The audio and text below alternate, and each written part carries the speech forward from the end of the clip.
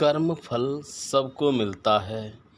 बेटा बनकर, बेटी बनकर, दामाद बनकर और बहू बनकर कौन आता है जिसका तुम्हारे साथ कर्मों का लेना देना होता है। लेना देना नहीं होगा तो नहीं आएगा। एक फौजी था, उसके माँ नहीं, बाप नहीं, शादी नहीं, बच्चे नहीं, भाई नहीं, बहन नहीं, अकेला ही कमा कमा के फ़ौज में जमा करता जा रहा था।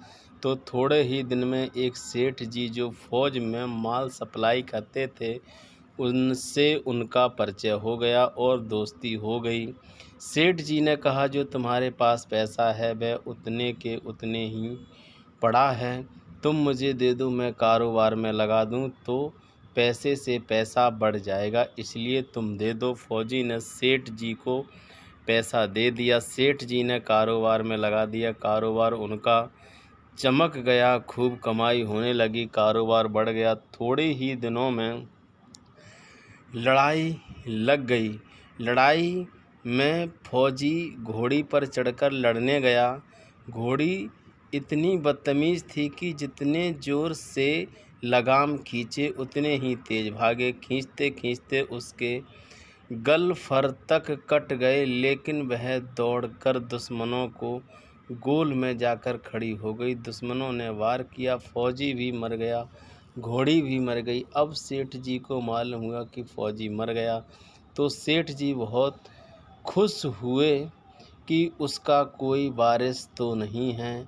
नहीं, अब यह पैसा देना किसको, अब मेरे पास पैसा हो गया, कारोबार भी चमक गया, लेने वाला भी नहीं रहा। तो सेठ जी बहुत खुश हुए। तब तक कुछ ही दिनों के बाद सेठ जी के घर में लड़का पैदा हो गया। अब सेठ जी और खुश कि भगवान की बड़ी दया है, खूब पैसा भी हो गया, कारोबार भी हो गया, लड़का भी हो गया, लेने वाला भी मर गया। सेठ जी बहुत खुश। वह लड़का होशियार था, पढ़ने में समझदार था। सेठ जी ने उसे पढ़ाया लिखाया। जब वह पढ़ लिख कर बड़ा हो गया तो सोचा कि अब ये कारोबार संभाल लेगा, चलो अब इसकी शादी कर दें। शादी करते ही घर में आ गई बहू रानी, दुल्हन आ गई। उसने सोचा कि चलो बच्चों की शादी हो गई, अब कारोबार संभालेगा। लेकिन कुछ ही दिनों के बाद बच्चों की तबीयत खराब हो गई। अब सेठ जी डॉक्टर के पास, हकीम के पास, वैद्य के पास दौड़ रहे हैं। वैद्य जी जो दे रहे हैं दवा, खिला रहे हैं और दवा असर नहीं कर रही, बीमारी बढ़ती ही जा रही, पैसा बर्बाद हो रहा है और बीमारी बढ़ती ही जा रही है, रोग कट नहीं रहा, पैसा खूब लग रहा है। अब अंत में डॉक्टर ने कह दिया कि लाइलाज मर्ज हो गया, इसको अब असाध्य रोग हो गया, यह बच्चा 2 दिन में मर जाएगा। डॉक्टर ने जवाब देने पर सेठ जी निराश होकर बच्चे को लेकर रोते हुए आ रहे थे। रास्ते में एक आदमी मिला। कहाँ? अरे सेठ जी, क्या हुआ, बहुत दुखी लग रहे हो? सेठ जी ने कहा, ये बच्चा जवान था, हमने सोचा बुढ़ापे में मदद करेगा, अब ये बीमार हो गया। शादी होते ही हमने इसके लिए खूब पैसा लगा दिया, जिसने इतना मांगा उतना दिया, लेकिन आज डॉक्टर ने जवाब दे दिया, अब यह बचेगा नहीं, असाध्य रोग हो गया, लाइलाज मर्ज है, अब ले जाओ घर, 2 दिन में मर जाएगा। आदमी ने कहा, अरे सेठ जी, तुम क्यों दिल छोड़ रहे हो? मेरे पड़ोस में वैद्य जी दवा देते हैं, 2 आने की पुड़िया खाकर मुर्दा भी उठकर खड़ा हो जाता है, जल्दी से तुम वैद्य जी की दवा ले आओ। सेठ जी दौड़ कर गए, 2 आने की पुड़िया ले आए और पैसा दे दिया। पुड़िया ले आए, बच्चे को खिलाई, बच्चा पुड़िया खाते ही मर गया, बच्चा मर गया। अब सेठ जी रो रहे हैं, सेठानी भी रो रही हैं और घर में बहू रानी और पूरा गांव भी रो रहा। गांव में शोर मच गया कि बहू रानी, सेठ की कमर जवानी में टूट गई, सब लोग रो रहे हैं। तब तक एक महात्मा जी आ गए। उन्होंने कहा, भाई क्यों रोना धोना? लोग बोले, इस सेठ का एक ही जवान लड़का था, वह भी मर गया, इसलिए सब लोग रो रहे हैं, सब दुखी हो रहे हैं। महात्मा बोले, सेठ जी रोना क्यों? सेठ महात्मा, जिसका जवान बेटा मर जाए वह रोएगा नहीं तो क्या करेगा?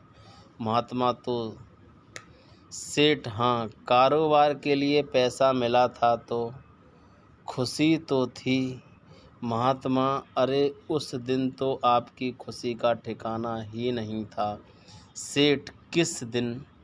महात्मा अरे जिस दिन फौजी मर गया, सोचा कि अब तो पैसा भी नहीं देना पड़ेगा, माल बहुत हो गया, कारोबार खूब चमक गया, अब देना भी नहीं पड़ेगा। बहुत खुश थे। सेठ हाँ महाराज, खुश तो था महात्मा, और उस दिन तो आपकी खुशी का ठिकाना नहीं था। पता नहीं कितनी मिठाइयाँ बट गईं। सेठ किस दिन? महात्मा अरे जिस दिन लड़का पैदा हुआ था। सेठ महाराज लड़का पैदा होता है तो सब खुश होते हैं, मैं भी हो गया। क्या बात। महात्मा उस दिन तो खुशी से आपके पैर जमीन पर नहीं पड़ते थे। सेठ किस दिन? महात्मा अरे जिस दिन बेटा ब्याहने जा रहे थे।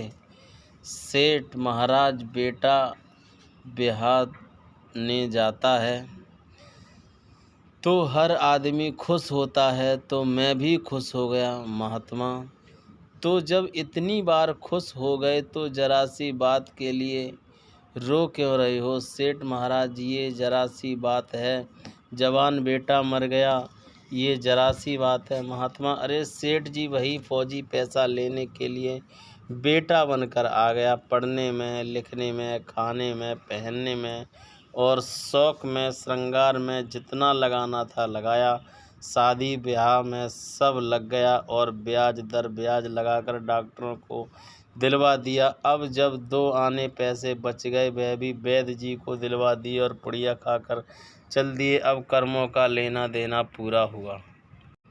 सेठ जी ने कहा हमारे साथ तो कर्मों का लेन देन था, चलो हमारे साथ तो जो हुआ सो हुआ, लेकिन वह जवान बहुरानी घर में रो रही है।